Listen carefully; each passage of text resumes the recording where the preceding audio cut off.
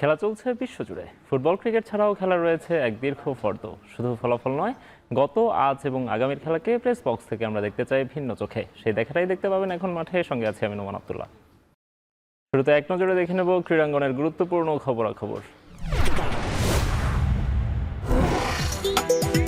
সাফ অনূর্ধ্ব 20 চ্যাম্পিয়নশিপে গ্রুপ পর্বে নিজেদের দ্বিতীয় ম্যাচে ভারতের মুখোমুখি হবে বাংলাদেশ। এরই মধ্যে সেমিফাইনাল নিশ্চিত হওয়ায় বেশ হালকা মেজাজেই খেলতে নামবে দুই দল। তবে এই ম্যাচকেই মূল পরীক্ষা বলে মনে করছেন সাবেকরা। ফাইনালে চোখ রেখে প্রস্তুতি নেওয়ার আহ্বান।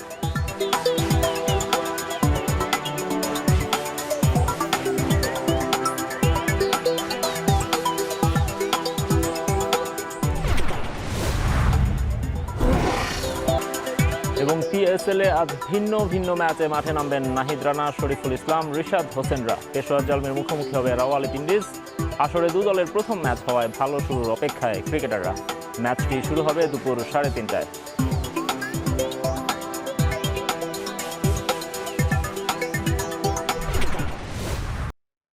দর্শক, দেখছিলাম ক্রীড়াঙ্গনের আজকের দিনের গুরুত্বপূর্ণ খবরাখবরগুলো। আমরা আজকে আলোচনা করতে চাই বাংলাদেশের ফুটবল নিয়ে। বাংলাদেশের বেশ কয়েকটি দল দেশের বাইরে আছে, বিভিন্ন ম্যাচে বিভিন্ন টুর্নামেন্টে খেলছে, সেসব নিয়ে আমরা আলোচনা করতে চাই। আমাদের সঙ্গে আছেন বাংলাদেশ জাতীয় ফুটবল দলের সাবেক অধিনায়ক জাহিদ হাসান এমিলি।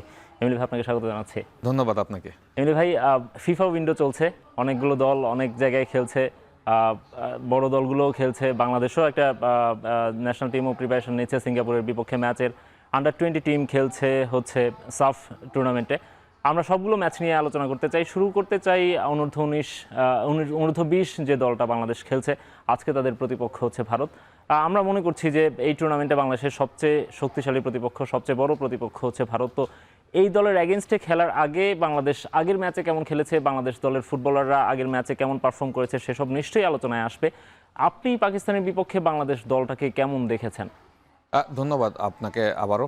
যেটা হয়েছে যে পাকিস্তান ম্যাচে যদি পুরো ম্যাচ বিশ্লেষণ করেন, স্পেশালি যদি ফার্স্ট হাফ দেখেন, ফার্স্ট হাফ আমার কাছে মনে হচ্ছে যে কিছুটা অগোছন্ন ছিল বিকজ অনূর্ধ্ব 20 দলের যে প্লেয়াররা খেলতে গিয়েছে এরা তো আসলে বয়সে খুবই তরুণ, এবং মেচুরিটি জায়গা যদি দেখেন সেখানে আসলে তাদের এখনও তারা পরিপক্ক না। তো সেই জায়গা থেকে আসলে তারা এখানে যে প্রিপারেশন নিয়েছে, আমি যদি ভুল না করি খুব বেশি দিনে কিন্তু প্রিপারেশন তারা নেয়নি।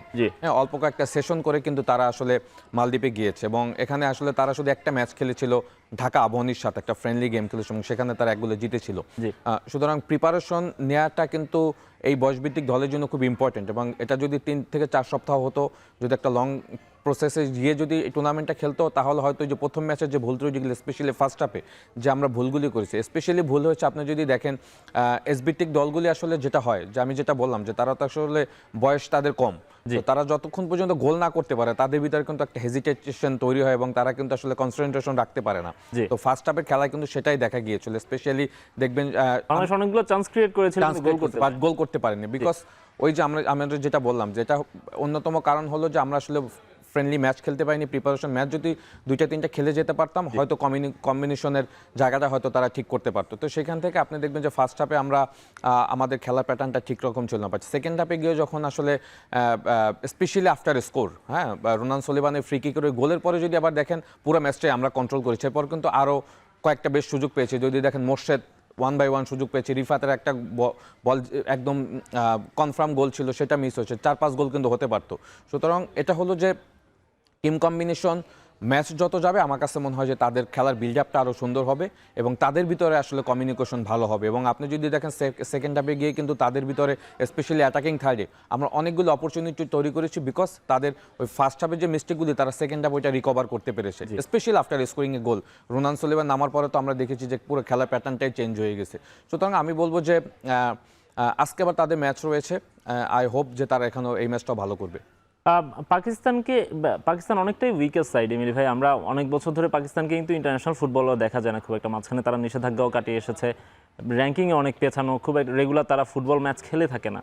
সেখান থেকে পাকিস্তানের এগেনস্টে বাংলাদেশ দলকে আরও বেশি স্কোর পেতে আপনি দেখতে চেয়েছিলেন কিনা, বা সেই ম্যাচটা থেকে আসলে অনেক বেশি কনফিডেন্স বিল্ড করা যেত কিনা? দেখেন, পাকিস্তান কিন্তু অলরেডি ইন্ডিয়ার সাথে 3-0 গোলে হেরেছে, অলরেডি তারা বাদ হয়ে গেছে। আর Bangladesh already semifinal, India already সেমিফাইনালে চলে গিয়েছে।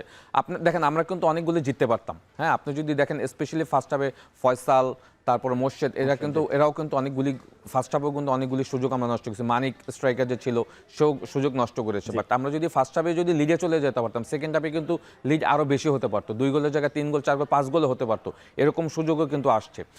পাকিস্তান কিন্তু physically they are very fit, মানে স্ট্রং, বাট টেকনিক্যালি যদি জায়গা দেখেন সেখানে আমার কাছে মনে হয় যে পাকিস্তান অতটা স্ট্রং না, যার কারণে কিন্তু ইন্ডিয়া এবং বাংলাদেশের সাথে তারা 2টা ম্যাচে হেরেছে। বাট আমাদের আসলে মেইন ব্যাপার হয়েছে যে আমরা আসলে পাকিস্তান ম্যাচ থেকে আসলে আমরা কি অর্জন করতে পেরেছি এবং ইন্ডিয়া ম্যাচে আসলে ওই অর্জনগুলো ইমপ্লিমেন্ট করতে পারবো কিনা, এইটা হলো আমাদের মেইন ফ্যাক্ট। কারণ আমরা তো যেটা বললাম যে আমরা এখানে কিন্তু প্রিপারেশন ম্যাচ খেলে যেতে পারিনি বা আমাদের সেশনগুলিও কিন্তু বেশি ছিল না, প্লেয়ারদের কম্বিনেশন তৈরি করতে আসলে এসবিটিক দলগুলিতে যে সময়টা লাগে সেই সময়টা কিন্তু আমরা দেইনি, সেটা সত্যি কথা। বাট এখানে কিন্তু অনেক ট্যালেন্টেড প্লেয়ার আছে, আমাদের প্রবাসী এবং আমাদের এখানে যে প্লেয়ার আছে, আপনি যদি দলটা দেখেন আমি বলবো সুপার একটা দল। হ্যাঁ, সুতরাং দলটা আমার কাছে মনে হয় যে যত ম্যাচ যাবে তারা তত বেশি মেলে ধরতে পারবে এবং এই মেলে ধরার জন্য কিন্তু আজকের ম্যাচটা ইজ ভেরি ইম্পর্টেন্ট। হ্যাঁ, ইম্পর্টেন্ট এই কারণে, কারণ আপনি অলরেডি সেমিফাইনাল থ্রু করে ফেলেছেন, ওই গ্রুপ থেকে আপনার সাথে কার সাথে খেলা পড়বে এখন আপনি কনফার্ম না, সুতরাং সেটা আজকের ম্যাচের উপর ডিপেন্ড করবে। সুতরাং আমি মনে করি যে আজকের ম্যাচটা হবে বাংলাদেশের জন্য আসলে মেইন পরীক্ষা। আপনি যেটা শুরুতে বলেছেন যে ইন্ডিয়া হলো এই টুর্নামেন্টের সব থেকে স্ট্রং দল আমাদের সাথে সাথে, এবং সাফে সবসময় আমরা কিন্তু সবসময় ভালো করি। আমাদের যদি প্রিভিয়াস রেজাল্টগুলিও দেখেন, বিশেষ করে এজ লেভেলে, হ্যাঁ এজ লেভেলে সবসময় আমরা কিন্তু ফাইনাল খেলি, চ্যাম্পিয়ন হয়তো কম হয়েছে, রানার আপ হয়েছে, বাট আমরা কিন্তু ডমিনেট করেছি। সেই জায়গা থেকে আজকের পরীক্ষাটা আমি মনে করি সব থেকে বেশি স্ট্রং হবে। ভাই, বোঝাপড়ার ঘাটতি বলছেন যেটি আমরা দেখেছি যে এই দলটাই কিন্তু আন্ডার-19 সাফেও খেলেছে, বা এই দলের বেশিরভাগ ফুটবলাররাই, দু একজন যারা বিদেশ থেকে এসেছেন, বিশেষ করে সুলেভান ব্রাদার্স, তারা হয়তো বা নতুন করে যোগ দিয়েছেন, কিন্তু তার আগে আমরা এদেরকে যখন আন্ডার-19 খেলতে দেখেছি তাদের মধ্যে বেশ ভালো বোঝাপড়া আমরা দেখেছি, এবং এই দলটাই তো খেলছে একসঙ্গে। হয়তো সুলিভানদের সঙ্গে, রোনাল্ড সুলিভান বা ওদের সঙ্গে তাদের একটা ঘাটতি থাকতে পারে, আদারওয়াইজ অন্য প্লেয়াররা যারা, তারা সবাই তো একসঙ্গেই খেলছে অনেকদিন ধরে। সুতরাং এখানে আসলে বোঝাপড়ার ঘাটতির চেয়েও কি বেশি ফোকাস দেওয়া উচিত এখানে, যে ওরা যে অ্যাটাকিং থার্ডে যে মিসগুলো করছে বা গোল পোস্টের শটগুলো যেটা হচ্ছে অনেক সময় আমরা দেখছি যে উইক শট নিচ্ছে, অথবা পোস্টে বল রাখতে পারছে না, একেবারে ন্যারো মিস্টেক হচ্ছে আর কি। তো সেখানে আসলে প্লেয়ারদের ঘাটতিটাই মনে হয় বেশি করে দেখা উচিত নাকি? না, তা তো অবশ্যই ইজ ভেরি ইম্পর্টেন্ট। আপনি একটা ভালো পয়েন্ট ধরেছেন যে আমরা আসলে অ্যাটাকিং থার্ডে গিয়ে আসলে আমরা আমাদের ফিনিশিংয়ের যে জায়গাটা, সেটা যদি আমরা লাস্ট ম্যাচ অ্যাগেনস্ট পাকিস্তান ভালো করতাম, আমি যেটা বললাম মার্জিন কিন্তু 4-5 গোল হয়ে যেতে পারতো। ফার্স্ট হাফে আমরা অনেক সুযোগ নষ্ট করেছি, সেকেন্ড হাফে স্পেশালি 1-1 মোর্শেদ গোলকিপারকে একা পাও গোল করতে পারেনি, মানিক রিফাত ফ্রি হেডার গোল করতে পারেনি, মানিক ফার্স্ট হাফে, ফয়সাল ফার্স্ট হাফে সুযোগ নষ্ট করেছে। বাট এই দলের ম্যাক্সিমাম প্লেয়ার কিন্তু অনেক প্লেয়ারই কিন্তু আন্ডার-20 লাস্ট, মারুফ ভাইয়ের আন্ডারে কিন্তু এরাই কিন্তু চ্যাম্পিয়ন হয়েছে, ডিফেন্ডিং চ্যাম্পিয়ন কিন্তু আমরা আন্ডার-20 লাস্ট। হ্যাঁ, সুতরাং সেইখান থেকে কিন্তু একটা পজিটিভের জায়গা আছে যে এই প্লেয়ারদের চ্যাম্পিয়ন হওয়ার একটা মেন্টালিটি আছে। এবং আপনার একটা গুরুত্বপূর্ণ কথা বলেছেন যে আমাদের প্রবাসী প্লেয়ারদের সাথে আমাদের আসলে আন্ডারস্ট্যান্ডিংটা এখন পর্যন্ত আসলে ওরকম সেট আপ হয়নি। অন্যতম কারণ হলো বিকজ তারা কিন্তু খুব কম সময় ধরে আসছে, তারা যে 1 মাস আগে আসছে তা কিন্তু না, তারা কিন্তু দেখবেন দলের সাথে 2 দিন আগে এসে জয়েন করেছে। ডেকলান সোলেমান, রোনান সোলেমান, ইব্রাহিম নামাজ যারা রয়েছে তারা কিন্তু তারা বেশি সময় পায়নি। তো যার কারণে দেখবেন যে রোনান সোলেমান যখন অ্যাটাকিং থার্ডে সেকেন্ড হাফে গিয়েছে, তারপর থেকে দেখবেন যে মোর্শেদ, ফয়সাল, তারপরে যারাই ছিল মানিক বা রোনান সোলেমান, এদের ভিতরে কিন্তু কমিউনিকেশনটা খুব খারাপ ছিল। হ্যাঁ, যদিও আপনি গোল দুইটা দেখেন, সেট পিস থেকে একটা গোল করেছে রোনান সোলেমান দুর্দান্ত, আর একটা হয়েছে লেফট ফ্ল্যাঙ্ক থেকে আপনার সংগ্রামের ক্রস থেকে রোনান সোলেমান আবার হেডে গোল করেছে। বাট আমি যেটা বলতে চাই যে এটা ম্যাচ যত যাবে আমার কাছে মনে হয় যে তাদের ভিতরে কমিউনিকেশন, আন্ডারস্ট্যান্ডিং আরও বেশি বিল্ড আপ হবে। কারণ আপনি জানেন এসবিটিক দল, একটু ম্যাচুরিটির অভাব রয়েছে। সো এদেরকে সেশন বাই সেশন যখন আপনি বুঝাতে পারবেন তখন কিন্তু এদের ভিতরে আন্ডারস্ট্যান্ডিং হবে। আই হোপ যে আজকে হয়তো রোনান সোলেমান স্টার্ট করবে, ডেকলান সোলেমানকে হয়তো আপনি সেন্টার ব্যাগে স্টার্ট হয়তো করাতে পারে, আই ডোন্ট নো ম্যাচটা আসলে কোচ কীভাবে নিবে, কারণ আমরা অলরেডি এক পা কিন্তু সেমিফাইনালে দিয়ে রেখেছি। সুতরাং সেই জায়গা থেকে আমার কাছে মনে হয় যে আজকে টিম কম্বিনেশন সাজাবে নাকি ইম্পর্টেন্ট প্লেয়ারদেরকে রেস্ট দিয়ে রিজার্ভ প্লেয়ারদেরকে খেলাবে, এরকম এখানে কিন্তু দুইটা সিস্টেম হতে পারে। তবে যেহেতু আমরা বলছি যে এটা অনেকটা ফাইনালের মতোই একটা গেম, কারণ এই দল দুটোই হয়তো ফাইনাল খেলতে পারে, সেক্ষেত্রে হয়তো বা বাংলাদেশকে অনেক বেশি ডিসিসিভ হতে হবে, অনেক বেশি নিজেদের সিদ্ধান্তটা একটু ভেবেচিন্তেই নিতে হবে বলে আমার কাছে মনে হয়। মিলবে, আমরা এই ম্যাচ নিয়ে আরও আলোচনা করবো, তার আগে ছোট্ট একটা বিরতি নিব। এখন মাঠে নিচ্ছে একটা বিরতি, ফিরছি একটু পরেই। এমনি ভাই আমরা বিরতিতে যাওয়ার আগেই বলছিলাম যে ভারতের বিপক্ষে ম্যাচটাই বাংলাদেশের সবচেয়ে বড় পরীক্ষা এবং ফাইনালে আমরা আশা করছি এই দুই দলই খেলবে। তো সেক্ষেত্রে বাংলাদেশের আজকের ম্যাচে গেম প্ল্যান কেমন হওয়া উচিত, অ্যাট দ্য সেম টাইম আন্ডারস্ট্যান্ডিংয়ের অভাবটা আপনি যেটি বলছিলেন সেখানে বাংলাদেশের ফুটবলাররা ভালো সুযোগ পায়নি, বেশি সময় পায়নি সেটি আপনি বলছিলেন। অ্যাট দ্য সেম টাইম বাংলাদেশের যে কোচ হয়ে এসেছেন তিনিও কিন্তু বেশি দিন হয়নি বাংলাদেশ দলের সঙ্গে যোগ দিয়েছেন, একেবারে টুর্নামেন্টের শুরুর কয়েকদিন আগেই তাকে নিয়োগ দেওয়া হয়েছে। কেন নিয়োগ দেওয়া হয়েছে সেসব নিয়ে প্রশ্ন আছে। এই কয়েকদিনের মধ্যে তার কাছ থেকে আসলে দল কি চায় সেটা নিয়েও প্রশ্ন আছে। আসলে আপনি বেশ কয়েকটা কোশ্চেন বলেছেন, আমি যদি কোচের পয়েন্ট জায়গা থেকে আসি, কারণ কোচকে নিয়ে আসলে আপনাদের টিভিতে বা আমি আপনাদের এখানে বলে গিয়েছিলাম যে কোচের যে ফ্যাক্ট, হ্যাঁ মেইন ব্যাপারটা হলো কোচের লাইসেন্স আছে কিনা, কোচ কোত্থেকে আসছে, আমি সব এক পাশে রেখে দিয়ে যদি আপনি আজকের ম্যাচের পারফরমেন্স কোচের দেখবেন তখন হয়তো আমরা ধরে নিতে পারবো যে এই কোচের আসলে কি এক্সপিরিয়েন্স রয়েছে, বিগত দিনে আসলে কোথায় কোচিং করেছে। বিকজ একজন ভালো কোচ যতই কম সময় পাও, দলে যদি ট্যালেন্টেড প্লেয়ার থাকে অর্গানাইজেশন করতে কিন্তু বেশি সময় লাগে না। হ্যাঁ, পাকিস্তানের ম্যাচ আপনি নর্মালি যে দল নিয়ে খেলেছেন এটা এখানে আমাদের যারা অ্যাসিস্ট্যান্ট কোচ রয়েছে বা গোলকিপার কোচ তারা ডাগ আউটে থাকলে ম্যাচ আমরা অটোমেটিক জিততাম, বিকজ পাকিস্তান কিন্তু ওই লেভেলের টিম না। আপনার মেইন পরীক্ষাটা শুরু হবে কিন্তু আজকে থেকে।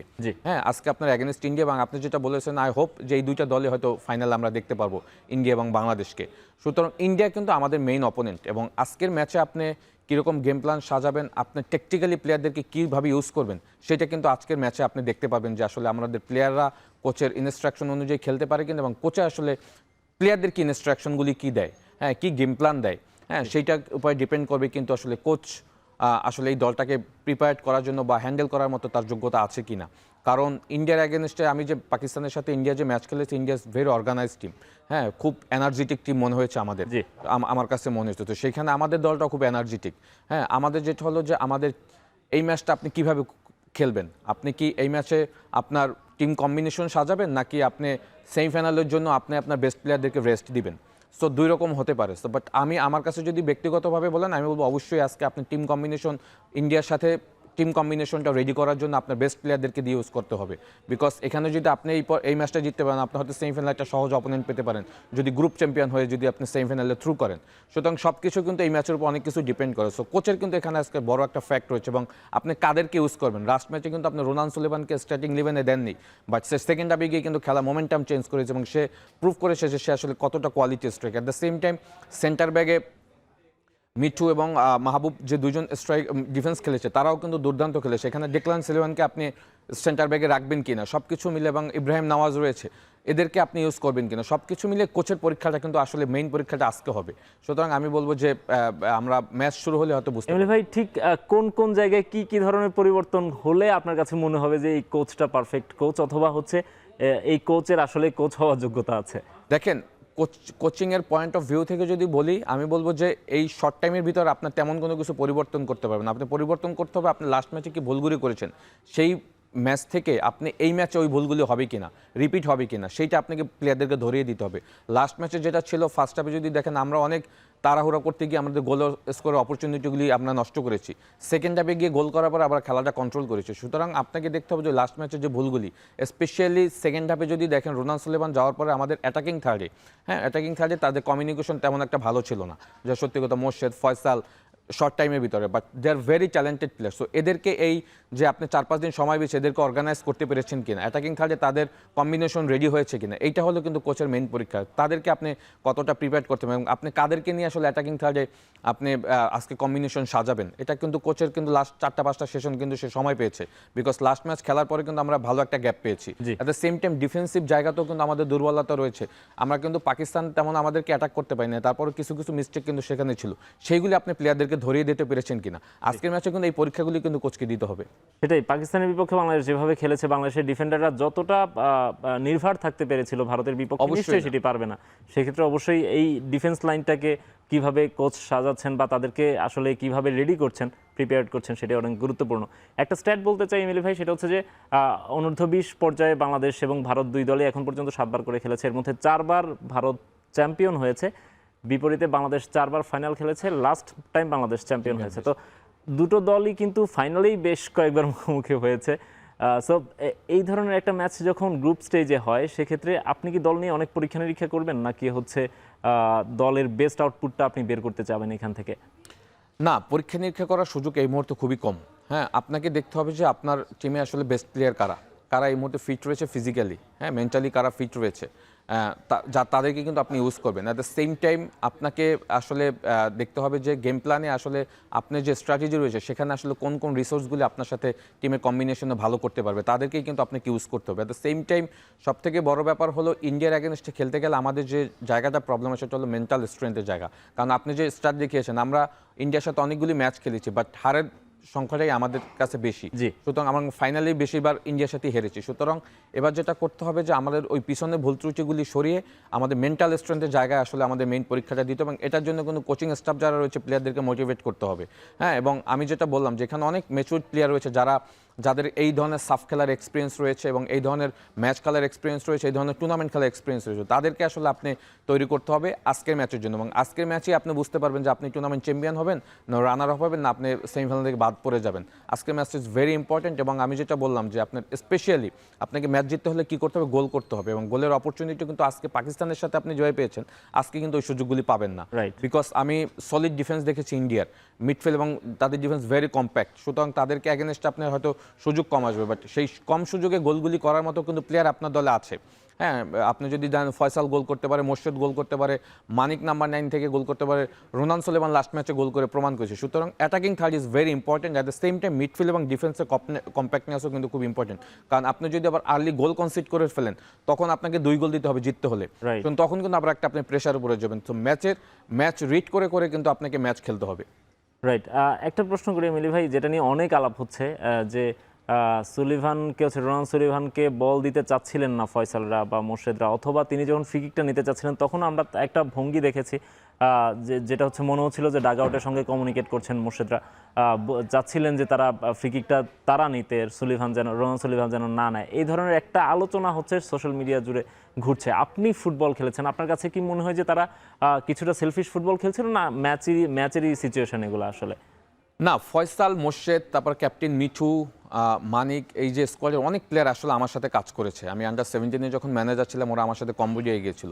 আমার আসলে কখনো এই ব্যক্তিগতভাবে এরকম মনে হয়নি, কারণ ইন্টারন্যাশনাল ম্যাচ খেলতে গিয়ে আপনি আপনার জায়গা থেকে সেলফিশ করবেন, টিম লস করবে, টিম হারবে বা টিমের জন্য ক্ষতি হবে, সেইটা আসলে একজন প্লেয়ার কখনই এটা করতে পারে না। এটা করার কোনো ওয়ে না, যদি সে ইন্টেনশনই করে এটা দলের জন্য খুবই ক্ষতি। এবং আপনি যেটা বলেছেন ফয়সাল কিন্তু আসলে আফটার দিস ম্যাচ সে কিন্তু আসলে তার ফেসবুকে একটা স্ট্যাটাস দিয়েছিল যে আসলে সে তার জায়গা থেকেগুলি করার কোনো সুযোগ। ফয়সালকে আমি খুব কাছ থেকে চিনি, আপনি জানেন আন্ডার 17 সে ম্যাকাওর সাথে হেডট্রিকও করেছে। Is very talented player, Morshed very talented player.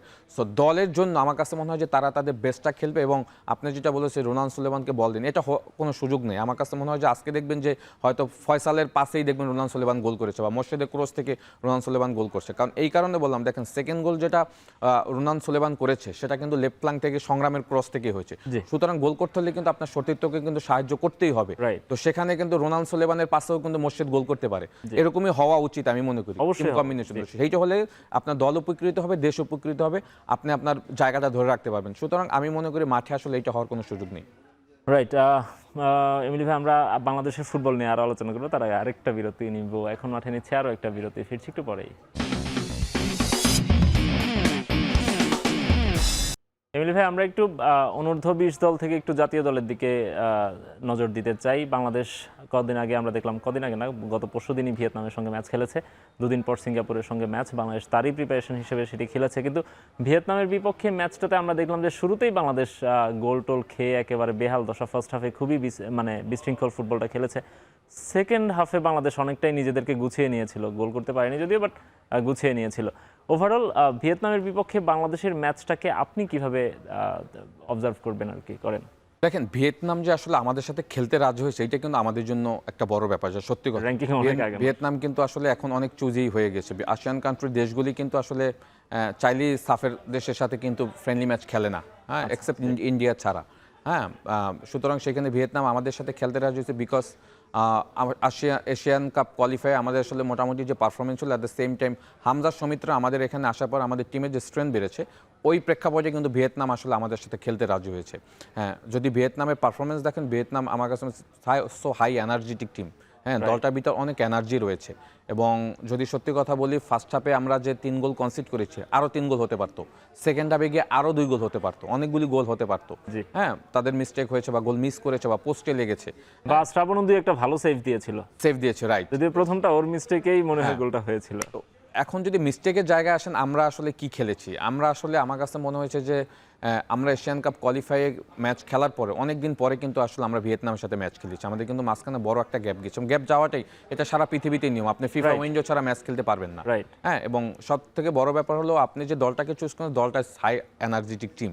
হ্যাঁ, তার সাথে এরকম রেজাল্ট হবে এটা আমরা আসলে খেলা শুরুতে ধরে নিয়েছিলাম। বাট যেটা হয়েছে যে আমাদের যদি রেজাল্ট একপাশে রেখে যদি মিস্টেকগুলি দেখেন, এই মিস্টেকগুলি আসলে আমার কাছে আসলে খুব বাজে লেগেছে। স্পেশালি যদি আপনি ডিফেন্সিভ জায়গাগুলিতে দেখেন, হ্যাঁ, সেন্টার ব্যাকে যারা খেলেছে, আমার কাছে মনে হয় তারা মানে এই মুহূর্তে যে আসলে ইন্টারন্যাশনাল ম্যাচ খেলার জন্য যে প্রিপারেশন লাগে, যে ফিটনেস লাগে, সেইটা আসলে তাদের আছে কিনা এই কোশ্চেনটা চলে আসে। At the same time midfield বা ডিফেন্সের সাথেও কিন্তু কম্বিনেশন বা কমিউনিকেশন খুব কম ছিল, যার কারণে কিন্তু ফার্স্ট হাফেই আমরা 3টা গোল কনসিড করেছি। যদিও প্রথম গোলটা আমরা অন গোল খেয়েছি, জায়ানের পায়ে লেগে আসলে বল অন গোল হয়েছে। হ্যাঁ, সেকেন্ডটা সেট পিস থেকে হয়েছে। থার্ড গোলটাও যদি দেখেন, আমরা সিঙ্গাপুরের সাথে আমাদের হোমে যেভাবে গোল খেয়েছি, সেম গোল আমরা ওখানে খেয়েছি। সো এখানে কোচের একটা আমি মনে করি যে বড় গেম প্ল্যানের বড় একটা মানে বাজে পারফরমেন্সের হওয়ার পিছনে কোচের গেম প্ল্যানে একটা বড় অংশ ছিল। কোচ আসলে আমার কাছে মনে হয়েছে যে ফিট প্লেয়ারদের চুজ করতে পারেন। আপনি দেখেন সেকেন্ড হাফে আপনি যেটা বলেছেন যে আমরা মোটামুটি ঘুরে দাঁড়িয়ে চেষ্টা করছি, বিকজ সেকেন্ড হাফে আপনি যখন কিছু প্লেয়ারকে সাবস্টিটিউট নামিয়েছেন, লাইক মুরসালিন, জামাল, বিশ্বনাথ, এরা যখন আবার ওখানে গিয়েছে, বিকজ আপনি জাতীয় দলে খেলতে গেলে আপনি নিড সাম এক্সপিরিয়েন্স। হ্যাঁ, আপনি অ্যাটাকিং থার্ডে দেখেন আমরা যাদেরকে দিয়ে স্টার্ট করেছি, মিরাজুল প্রথম ইন্টারন্যাশনাল ম্যাচ খেলেছে, আমি কাউকে ছোট করছি না, আপনি ফাহামিদুল এবং হলো ফাহিম অ্যাটাকিং থার্ডে ফার্স্ট হাফে তাদের কোনো কিছুই ছিল না এক্সেপ্ট শুধু ফাহিমের একটা শুট ছিল। তো পুরোটাই কিন্তু আমরা ডিফেন্স করেছি এবং ডিফেন্স অর্গানাইজেশন, মিডফিল্ড অর্গানাইজেশন আমার কাছে মনে হচ্ছে খুবই পুয়ার ছিল, যার কারণে কিন্তু আমরা গোলগুলি কনসিড করেছি। বাট এখন যেটা হলো যে আমাদের তো আসলে এটা ছিল প্রিপারেশন ম্যাচ, আমাদের মেইন ফোকাস কিন্তু আসলে সিঙ্গাপুরের ম্যাচকে কেন্দ্র করে। সো আপনার মেইন যে অবজেক্টিভগুলি হবে সেটা হলো যে এই ম্যাচে যে আপনি ভুলগুলি করেছেন, স্পেশালি যে গোলগুলি কনসিড করেছেন, সিঙ্গাপুরেও কিন্তু এই মিস্টেকগুলি হওয়ার সুযোগ থাকবে যদি আপনি এগুলি রিকভার না করেন। 2-3টা সেশন পাবেন, এই সেশনে কিন্তু এগুলি নিয়ে আপনাকে কাজ করতে হবে। সেম টাইম আর একটা বড় ব্যাপার হলো যে আপনি আসলে যাদেরকে ইউজ করেছেন তাদের অনেকেই আসলে ঘরোয়া ফুটবল বা লিগে রেগুলার ম্যাচ খেলছে না। সো তাদের ম্যাচ ফিটনেসও দেখতে হয়েছে যে তাদের ফিটনেস লেভেলটাও কিন্তু ওই লেভেলে নাই। সুতরাং ইন্টারন্যাশনাল ম্যাচ খেলতে কিন্তু আপনাকে হাইস্ট লেভেলের ফিটনেস লাগবে। আপনি যদি গোলকিপার শ্রাবণকেই বলি, আপনার টিমে মিতুল মার্মা রেগুলার ঢাকা বনিতে গেলে, শ্রাবণ কিন্তু আপনার বসুন্ধরা কিংসের সেকেন্ড কিপার, জিকো সব ম্যাচ খেলে, সেখানে আপনি শ্রাবণকে দিয়ে স্টার্ট করিয়েছেন। সুতরাং কোশ্চেনগুলি কিন্তু আপনি নিজেই তৈরি করছেন। অ্যাট দ্য সেম টাইম আমি বলবো যে দুই সেন্টার ব্যাক স্পেশালি তারেক কাজ এবং শাকিল হায়াত, তবু তাদের দুজনের ভিতরেও কমিউনিকেশন গ্যাপ ছিল অনেক। তারা যখন হাইলাইন আপ করে অফসাইড ট্রাপ করেছে, ওইগুলিতে অনেক ভুল হয়েছে, যেগুলিতে কিন্তু তারা আপনি দেখবেন যে আরও 2-3টা গোল হতে পারতো ওই প্রবলেমগুলির কারণে। সুতরাং আমি বলি যে মিস্টেকগুলি রিকভার করতে হবে। সিঙ্গাপুর বিপক্ষে ম্যাচের আগে আসলে মিস্টেকগুলো নিয়েই আলাপ করার কথা বেশি। আমরা একটু বলতে চাই যে এই যে ডিফেন্স লাইনটা নিয়ে আপনি বারবারই বলছেন, আমাদের যদিও ওই যে হামজা চৌধুরী আসার পর বা হচ্ছে আমাদের অন্যান্য যারা ফাহমিদুলরা এসেছে, সমিত সোমরা এসেছে, তারা মিডফিল্ড থেকেই উপরের দিকে খেলছেন, কিন্তু আমাদের ডিফেন্স লাইনটা আগেরই রয়ে গেছে, আমাদের দেশের ফুটবলার, দেশীয় ফুটবলাররাই সেখানে খেলছেন। এই কারণেই কি এখানে একটা গ্যাপ থেকে যাচ্ছে কিনা, এটা একটা প্রশ্ন। আরেকটা প্রশ্ন হচ্ছে যে ডিফেন্স লাইনে যারা খেলছেন এদেরকে আমরা মোটামুটি রেগুলার স্টার্টার হিসেবেই দেখছি, সুতরাং এখানে কোনো চেঞ্জ আনার দরকার আছে কিনা, বা এখানে তাদের রিপ্লেসমেন্ট হিসেবে আপনি কাদেরকে দেখেন? না, এখানে তো আসলে এই ম্যাচে আমরা তার কাজে রেগুলারই খেলছেন। হ্যাঁ, না, এই ম্যাচে যেটা হচ্ছে যে এই ম্যাচে কিন্তু শাকিল হাত তপু খেলেছে, সিনিয়র তপু, কিন্তু আপনি জানেন যে 2 ইয়েলো কার্ডের জন্য, হ্যাঁ, তপু বর্মন কিন্তু এই ম্যাচ সিঙ্গাপুর ম্যাচ খেলতে পারবে না, ভিয়েতনামের ম্যাচও খেলেনি। এবং আরেকজন ইম্পর্টেন্ট প্লেয়ার হলো রাকিব, অ্যাটাকিং থার্ডে, সেও কিন্তু এই ম্যাচে মিস করবে। হ্যাঁ, সেও খেলবে। সো এই দুইটা পজিশনে কিন্তু দুজন ভাইটাল প্লেয়ারের যে জায়গা যারা খেলছে তারা কিন্তু আসলে প্রপার সার্ভিসটা দিতে পারেনি। সো আপনাকে আসলে এটা চিন্তা করেই কিন্তু আপনার যখন আপনি জানতেন, এটা কিন্তু আরও 3 মাস আগে আমরা জেনেছি যে তপু এবং রাকিব এই পজিশনে খেলতে পারেন, আপনার কিন্তু ওইভাবেই কিন্তু প্লেয়ার রেডি করা উচিত ছিল, যেটা সব থেকে বড় ভুল করেছে কোচ তো আসলে টিমের পিছনে কতটা সময় দেয় ডোন্ট নো।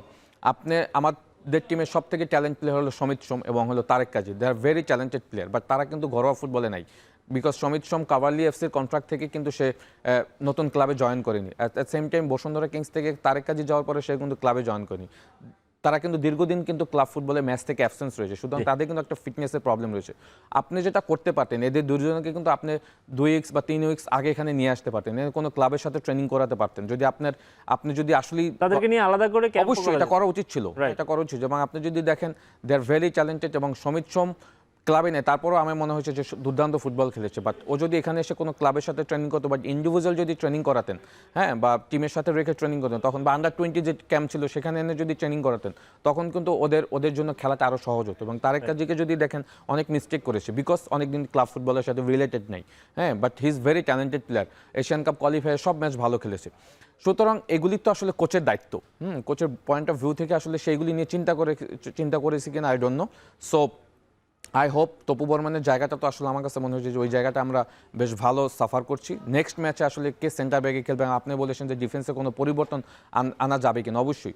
বিশ্বনাথ সেকেন্ড হাফে নেমে ভালো খেলেছে, অনেকদিন পরে সে জাতীয় দলে এসেছে। তো বিশ্বনাথকে আপনি অপশন হিসাবে রাখতে পারেন, বিশ্বনাথ সেন্টার ব্যাগও খেলতে পারে, রাইট ব্যাগও খেলতে পারে। লিগের ম্যাচে কিন্তু সে বসুন্ধরা কিংসে ম্যাক্সিমাম সেন্টার ব্যাগই খেলেছে, সুতরাং তাকে হয়তো আপনি সেন্টার ব্যাগ একটা অপশন হিসেবে দেখতে পারেন। জায়ান লেব্যাকে ভালো রয়েছে, সাদ ভালো খেলছে রাইট ব্যাকে, সুতরাং সেন্টার ব্যাগটা নিয়ে আপনার চিন্তা করতে হবে। অ্যাট দ্য সেম টাইম মিডফিল্ডে হামজার সাথে আসলে আপনি কাদেরকে ইউজ করবেন। Samit Shome his more attacking player, so holding midfielder হিসেবে হামজার সাথে আরও একটু ওয়ার্ক রেট প্লেয়ার যারা আছে তাদেরকে যদি একটু রাখা যায়, আমি মনে করি যে ডিফেন্সের আগে যদি মিডফিল্ড থেকে আপনি যদি ব্লকটা ঠিকঠাক করতে পারেন, এটা কিন্তু দলের জন্য ভালো হবে। তবে বাংলাদেশ গোলটাই আসলে পাচ্ছে না, বাংলাদেশে আসলে গোল স্কোরারই নেই সেভাবে। আপনি গোল স্কোরার বা মানে গোলমুখে আপনি কাকে পাচ্ছেন? না, আমরা তো এশিয়ান কাপ কোয়ালিফায়ারে যে 5টা ম্যাচ খেলেছি, হামজাই গোল করেছে বেশি, সে তো গোল স্কোরার না। না, হামজা গোল করেছে, মোরসালিন গোল করেছে, রাকিব গোল করেছে। সুতরাং মেইন তো আসলে আমরা নাম্বার 9 ছেড়ে খেলছি। যদিও লাস্ট ম্যাচে আমরা মিরাজুলকে নাম্বার 9 দিয়েছিলাম, ইজ ভেরি ইয়ং, খুবই কম সময়, মানে বয়স খুবই কম, মাত্র সুযোগ পেয়েছে, সময় দিতে হয়। বাট আমাদের তো আসলে স্ট্রাইকিং পজিশনটা অনেক দিন ধরেই আমি বলবো যে অ্যাবসেন্স রয়েছে। এবং আপনি যদি ম্যাচ জিততে চান বা ম্যাচ ড্র করতে চান বা গোল খেয়ে যদি গোল দিতে চান, আপনার অবশ্যই আপনার অ্যাটাকিং থার্ড ওরকম প্লেয়ার লাগবে। তো সেখানে আমি দেখলাম যে মুরসালিনেরও কিন্তু একটা ইনজুরি রয়েছে, সে সেকেন্ড হাফে গিয়ে নেমেছে, হ্যাঁ। তো মুরসালিনের খেলা ইজ ভেরি ইম্পর্টেন্ট। হামজা তো আসলে ম্যাচ রিড করে খেলে, যেটা বলছি যে আসলে সে খেলার রেজাল্টের উপরে ডিপেন্ড করে। সে যদি দেখে যে আমরা যদি গোল কনসিড করি তখন মোর অ্যাটাকিং প্লেয়ার, আমরা যদি গোল দেই তখন একটু সে ডিফেন্সে হেল্প করে। সুতরাং হামজার রোলটা ইজ ভেরি ইম্পর্টেন্ট। এবং সে সবসময় কিন্তু বাংলাদেশ দলের সাথে যেভাবে সে যে প্যাটার্নে খেলছে, আমার কাছে মনে হয় দুর্দান্ত তার পারফরমেন্স রয়েছে। সো হামজাকে আসলে আমরা কিভাবে ইউজ করবো সেটাও কিন্তু গেম প্ল্যান একটা বড় অংশ থাকবে। রাইট, এমিলি ভাই আপনার কাছে আবারও ফিরবো, তার আগে আরেকটা বিরতি নিব। এখন মাঠে নিচ্ছে আরও একটা বিরতি, ফিরছি একটু পরেই।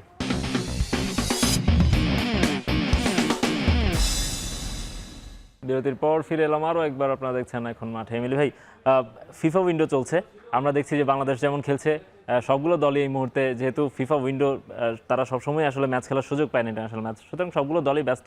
আমরা দেখেছি গতকাল রাতে অনেকগুলো ম্যাচ হয়েছে, ব্রাজিল নেমেছিল পরশুদিন, আজকে আমরা দেখলাম যে আর্জেন্টিনা খেলেছে, স্পেন, জার্মানি সব দলই খেলছে। স্পেশালি বর্তমান বিশ্ব চ্যাম্পিয়ন আর্জেন্টিনাকে নিয়ে কথা বলতে চাই। আজকে ভোরেই তারা খেলেছে একেবারে দুর্বল একটা দলের সঙ্গে, কিন্তু রেজাল্টটা খুবই হতাশাজনক বলা চলে আর কি, যারা আমরা আর্জেন্টিনাও সাপোর্ট করি। আপনিও আমি জানি আর্জেন্টিনা সাপোর্ট করেন। সো আর্জেন্টিনা এই মুহূর্তে আসলে কি ধরনের প্ল্যান করে এগোচ্ছে? কদিন পরেই বিশ্বকাপ, মরিতানিয়ার সঙ্গে তারা মাত্র 2-1 গোলে জিতলো। আমার মনে হয় এই কোশ্চেনটা আপনি স্কোয়ানিকে করলে সব থেকে ভালো অ্যান্সার পেয়ে যেত। আসলে আমরা যারা আপনি খেলা দেখে যা বুঝছেন তাদের প্ল্যানটা কি, আসলে সত্যি কথা যদি তাদের প্ল্যানে বড় অংশ ওয়ার্ল্ড কাপ থাকতো, আসলে এই আর্জেন্টিনা যে দলটাকে চুজ করেছে মরুতানি, আমি এর আগে আসলে দলটার নামও জানতাম না অনেস্টলি, হ্যাঁ। সকালে আসলে এবার যখন তাদের চেয়ে বাংলাদেশ বড় দলের সঙ্গে খেলেছে ভিয়েতনামের সাথে, রাইট। তো এবং আপনি যদি খেলাটাও দেখেন, সেখানে কোনো পেচ ছিল না, ইন্টেন্সিটি ছিল না।